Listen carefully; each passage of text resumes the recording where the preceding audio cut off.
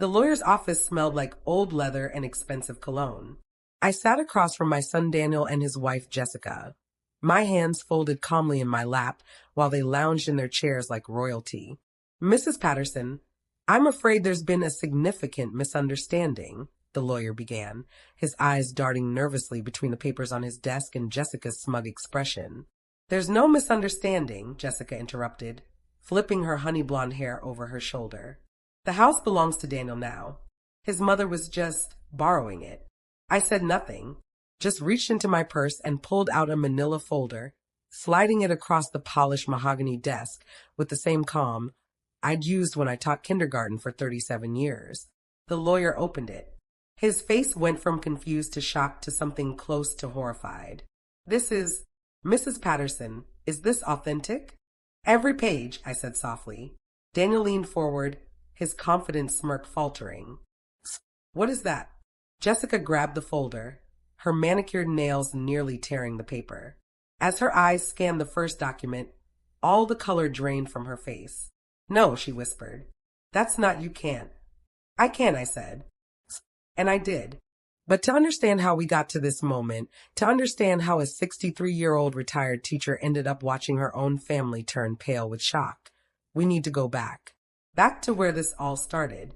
Back to the day I came home and heard those words that changed everything. 6 months earlier, life looked very different. I'd spent 37 years shaping young minds, wiping tears, and teaching children that kindness mattered more than being right. I retired at 62 with a modest pension, a paid-off house in Portland that my late husband Tom and I had bought in 1989, and dreams of finally writing that children's book I'd been sketching in notebooks for decades. Tom died 4 years ago. Pancreatic cancer, quick and cruel. We'd had 35 good years together, raised our son Daniel, and built a life of quiet contentment. The house, a charming 2-story craftsman with a wraparound porch and a garden Tom had loved, was my sanctuary. Every room held memories. Daniel's height marks on the kitchen doorframe, the living room where Tom proposed on one knee even though we'd been dating for 5 years, the sunroom where I graded papers and dreamed. After Tom passed, Daniel visited more often. At first, I was grateful. My only child, checking on his widowed mother, bringing groceries, fixing the leaky faucet Tom would have handled. Daniel had grown into a successful real estate developer, married to Jessica, a former pharmaceutical sales rep with a smile that didn't quite reach her eyes. "Mom, this house is too big for you," Daniel said one Sunday, standing in my kitchen while I made his favorite lasagna. "All these stairs, the maintenance. You should think about downsizing." "I love this house," I replied, stirring the sauce. "Your father and I. Dad's gone, Mom." His voice was gentle but firm. "You're holding on to the past. Jessica and I have been talking. What if you moved into a nice senior apartment? We'd help you find something perfect. Then we could..." He paused, choosing words carefully. "We could take care of the house. Keep it in the family." I'd smiled, patted his hand. "Let me think about it, sweetheart." But I didn't need to think. This was my home, my memories, my independence. Over the following months, Daniel's suggestions became more frequent, more insistent. Jessica started joining the conversations, her voice honey-sweet with hidden barbs. "Margaret, no offense, but this place is looking run down. Daniel and I could really bring it back to life. We're thinking of starting a family soon." She placed a hand on her flat stomach meaningfully. "A child needs a yard like this." I'd felt something twist in my chest. The implication was clear. You're old, useless, taking up space that could belong to the next generation. Still, I'd held firm, politely, the way I taught my students to stand their ground with grace. What I didn't know was that my politeness would be mistaken for weakness, that my gentleness would be seen as an invitation to take more and more, until finally they decided to take everything. I'd been visiting my college roommate Linda in Seattle for a week. 7 glorious days of bookstores, coffee shops, and reminiscing about when we believed we could change the world with finger paint and phonics. I didn't tell Daniel I was coming home a day early. My flight was cheaper on Thursday, and honestly, I was eager to sleep in my own bed, tend to my tomato plants before the summer heat got too intense. I pulled into my driveway at 4 in the afternoon, already imagining the cup of chamomile tea I'd brew, maybe starting the first chapter of that book. A sleek black BMW was parked where I usually parked. Jessica's car. Strange. Daniel hadn't mentioned they'd be visiting. I grabbed my suitcase and climbed the porch steps, keys in hand. The front door was unlocked. Laughter drifted from inside. Jessica's high-pitched giggle, Daniel's deeper chuckle. I pushed the door open. "Hello, I'm home." The words died in my throat. My living room was transformed. The couch Tom and I had picked out together, gone, replaced by a modern leather sectional. My grandmother's china cabinet, missing. The walls had been repainted from the warm cream I loved to a cold, stark gray. Moving boxes were stacked everywhere, labeled in Jessica's loopy handwriting. Master bedroom, kitchen, nursery. Jessica appeared in the hallway, carrying a box. When she saw me, she actually jumped, her eyes going wide. "Margaret, what are you doing here?"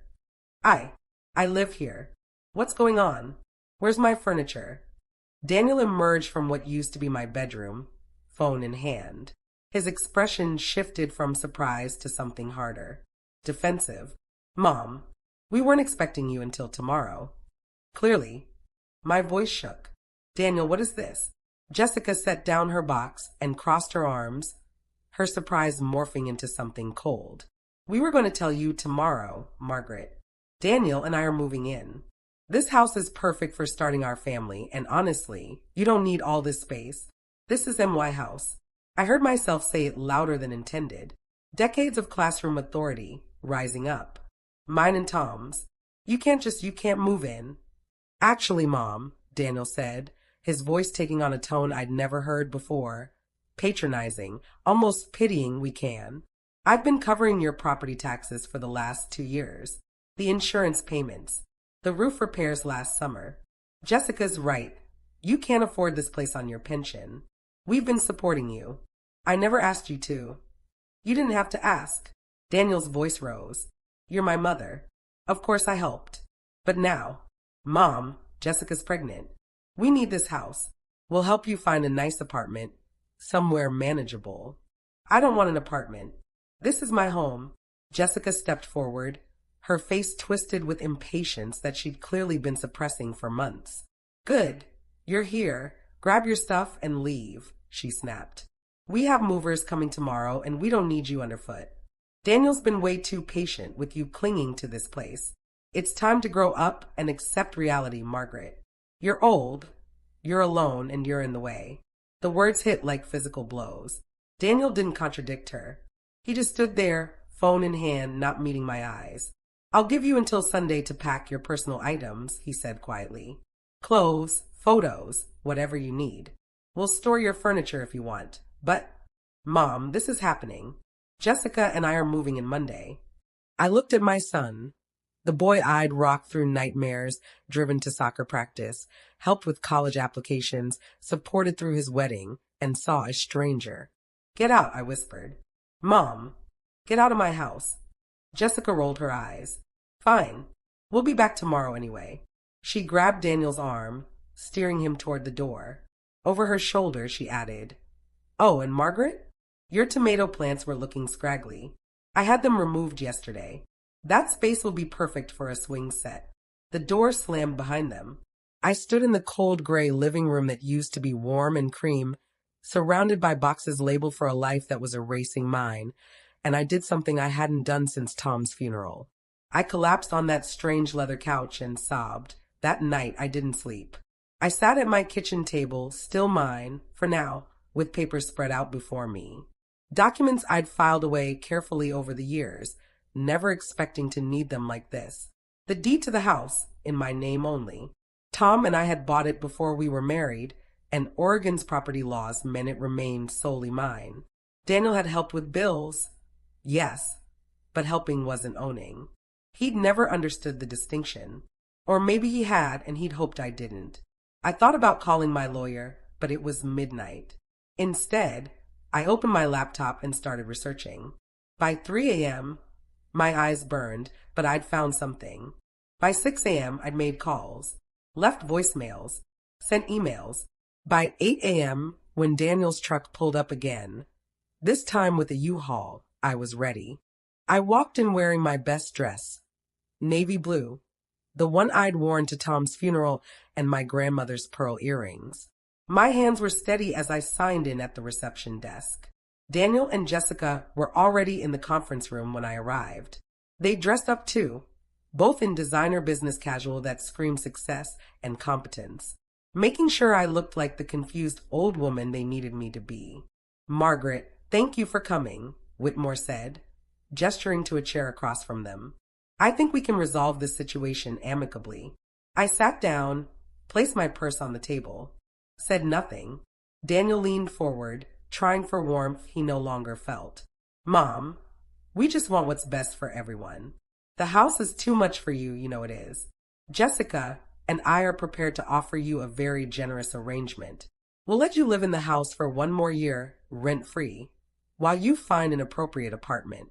In exchange, you transfer the deed to us now. We'll cover all your moving expenses and even help furnish your new place. Let you live in your own house," Jessica added, unable to hide the satisfaction in her voice. "For a whole year. That's incredibly generous, Margaret." Whitmore slid papers across the table. "The transfer documents are already drawn up. If you sign today, we can have this settled by the end of the week.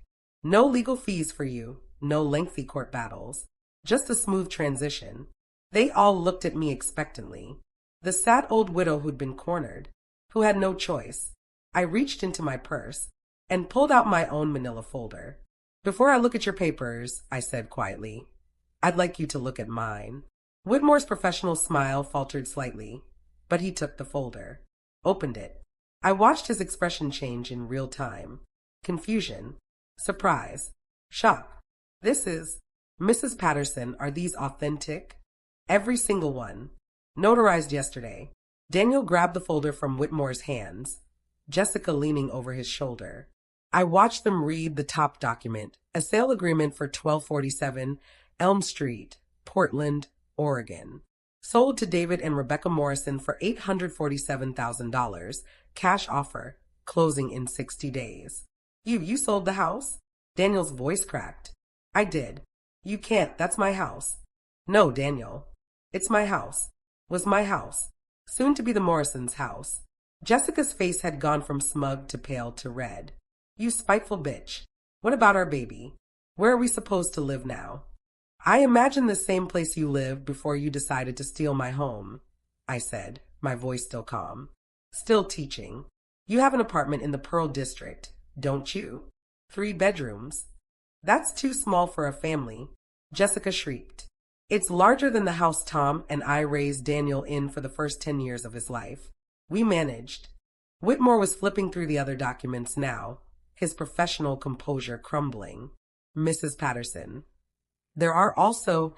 Did you report your clients for breaking and entering?" "I did. To the Portland Police Bureau. I believe that's report number 2024 to 7753. I looked at Daniel, whose face had gone ashen. "I also documented the theft of my furniture, which has an estimated value of $15,000. The police were very interested in that." "Mom, you're going to press charges? Against your own son?" For the first time, my careful calm cracked. "Just a hairline fracture, but enough. You kicked me out of my own house, Daniel. You told me I was in the way. Your wife said I was old, alone, and pathetic." My voice dropped to barely a whisper. "What did you think would happen? That I'd just disappear because it was convenient for you? We were helping you." Daniel stood up, his chair scraping harshly. "Everything we did was to help you." Helping me would have been asking what I needed, respecting my choices, understanding that I'm a grown woman capable of making my own decisions about my own property. I stood too, gathering my folder. Instead, you decided I was a burden to be managed. So I managed myself. Jessica's voice was poison. "You're going to regret this. When you're alone in some sad little apartment, when you need us and we're not there." "I'm moving to Seattle," I said. The decision had crystallized over the past weeks, solidified into certainty. I've already put a deposit on a beautiful condo overlooking Puget Sound. 2 bedrooms, so Linda can visit whenever she wants. There's a community garden on the roof. I paused at the door. Oh, and I'm keeping all $847,000. After I pay off the few bills I have and cover my moving costs, I'll have around $820,000 to start my new life. I think I'll finally write that children's book. Maybe travel to Italy like Tom and I always planned. Buy myself a car that isn't 15 years old. Daniel sank back into his chair, looking genuinely stricken for the first time. Mom, please, can we talk about this? We are talking, Daniel. I'm telling you goodbye. You're my mother, and you're my son. But somewhere along the way, you forgot that I'm also a person. A person who deserves respect and dignity and to be asked, not told, about her own life. I walked out of that conference room with my head high, my pearls gleaming, and my folder full of documents that proved I was nobody's burden. Behind me, I heard Jessica burst into angry tears and Daniel's voice.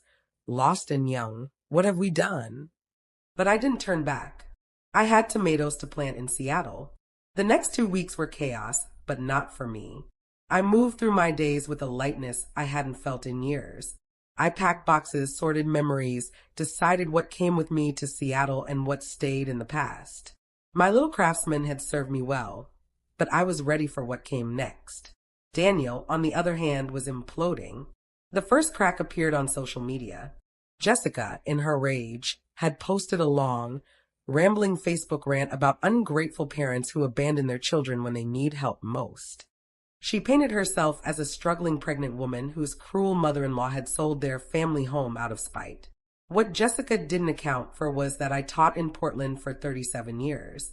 I taught hundreds of children, stayed in touch with dozens of families. Half the city seemed to know me or know someone who knew me. The comment section became a battlefield. Wait, Margaret Patterson? She was my son's teacher. She's the kindest woman I've ever met. This doesn't sound right. Mrs. Patterson wouldn't do something spiteful. Jessica, I work with your husband. Didn't you guys try to force her out of her house? One of my former students, now a lawyer herself, commented, as someone who knows property law, if she sold her own house, that's her legal right. Why do you think you're entitled to someone else's property? Jessica deleted the post within 6 hours, but the screenshots had already spread. Then came the police follow-up. Detective Williams was professional but clearly annoyed at having to deal with what she called a family property dispute. She interviewed me, looked at my documentation, took statements. Mrs. Patterson, do you want to press charges? I thought about it. Really thought about it. Not if they return my grandmother's china cabinet and my mother's jewelry box, I said finally.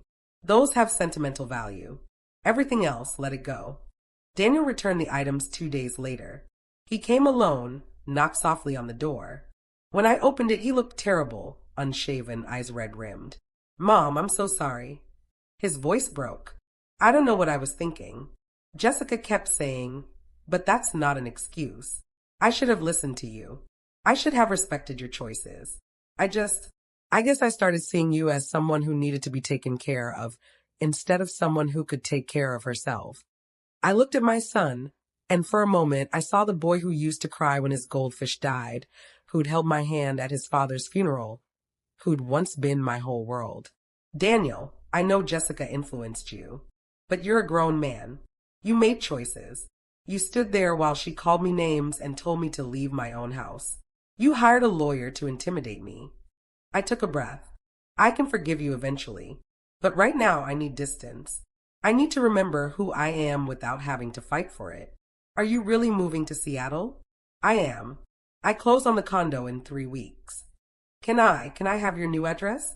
Can I call you? I hesitated, then nodded. After I'm settled. Give me some time, Daniel. I need to heal from this. He hugged me then, and I let him, but I didn't hug back. Not yet. After he left, I called Linda. He apologized, I told her. How do you feel? Sad. Relieved. Free. I looked around my nearly empty house. Mostly free. Good. Because I've been looking at Italian cooking classes in Seattle, and I think we should sign up. If you're going to write a children's book, you need proper fuel. And by fuel, I mean carbonara. I laughed, really laughed, for the first time in months.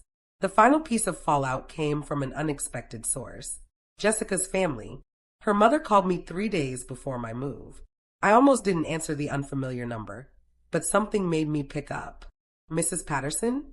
This is Carol Hendricks, Jessica's mother. I need to apologize to you. I said nothing, waiting. Jessica told us her version of events. We believed her because, well, she's our daughter. But then we saw the Facebook drama, and her father did some digging. We found out what really happened. Carol's voice was strained. What my daughter and your son did was unconscionable.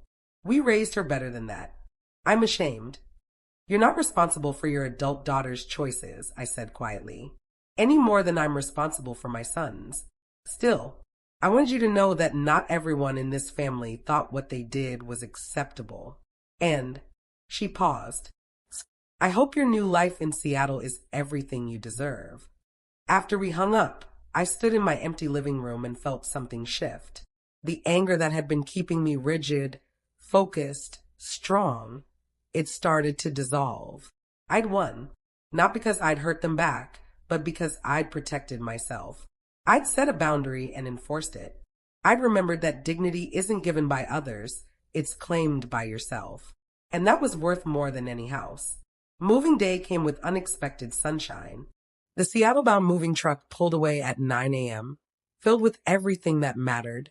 Tom's photograph, my grandmother's china, my mother's jewelry box, my teaching awards, boxes of students' thank you letters I'd saved over the decades, and enough books to open a small library.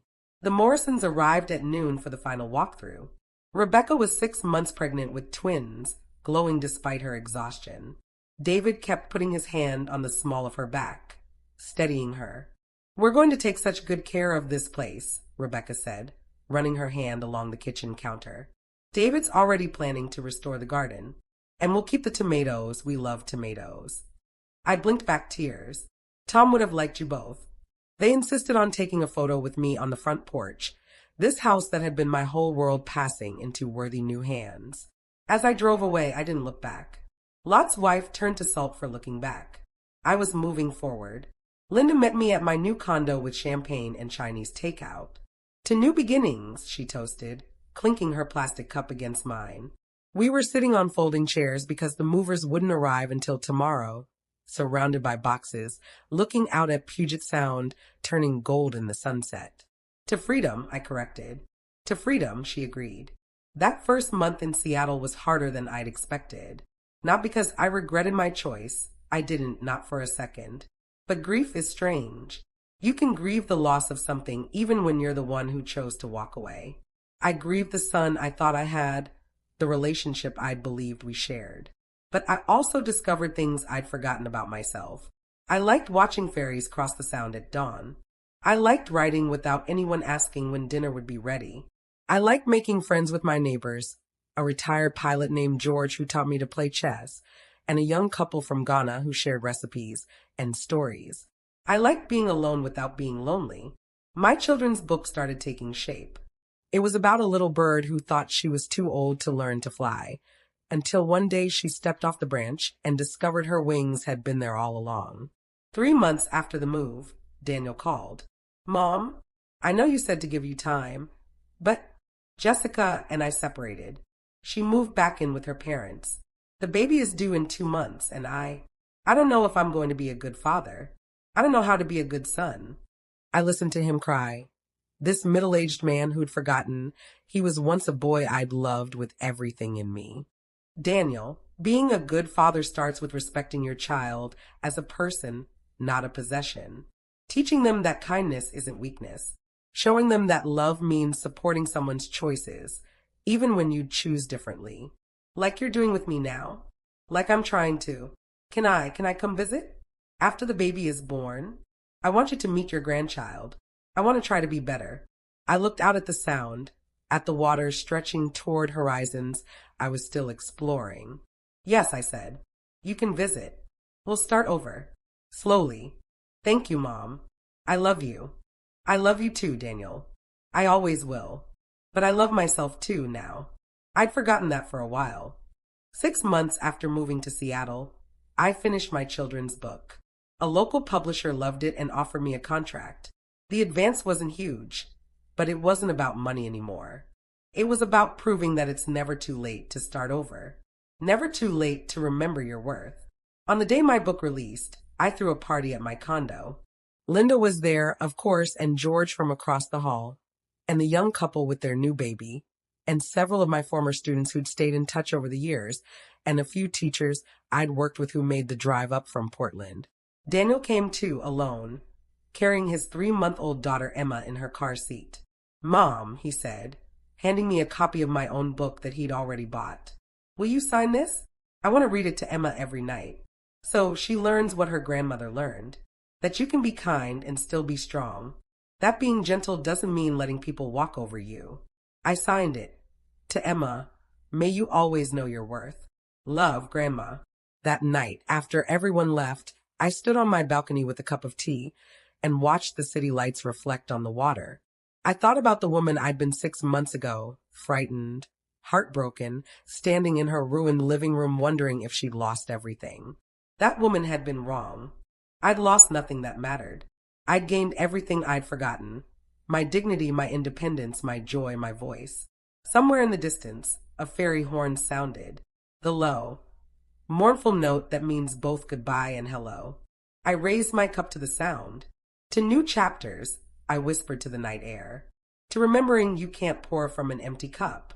To knowing that taking care of yourself isn't selfish, it's necessary. To teaching one final lesson. Respect isn't given to those who demand it. It's earned by those who model it and claimed by those who know they deserve it. The thing about being underestimated is that it gives you an advantage.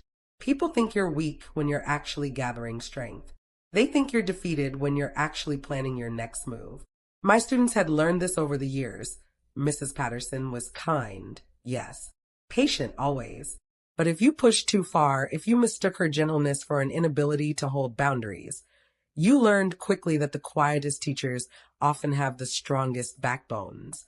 Daniel and Jessica learned that lesson the hard way.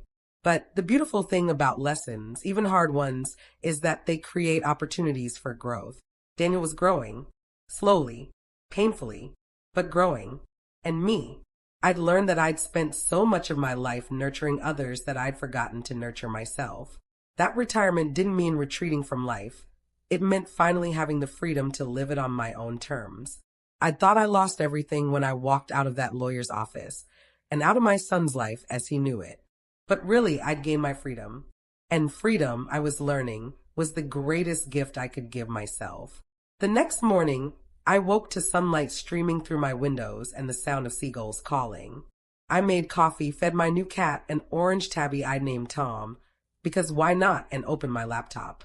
I had another book to write, this one for adults, about second acts and second chances, and discovering that the third act of your life might just be the best one yet. I titled the document Never Too Late, smiled, and began to type. Behind me, Tom the cat purred. Outside, the city hummed with possibility. And in my heart, finally there was peace. They thought being kind meant being weak. They learned the difference. Kindness with boundaries is strength. Gentleness with self-respect is power.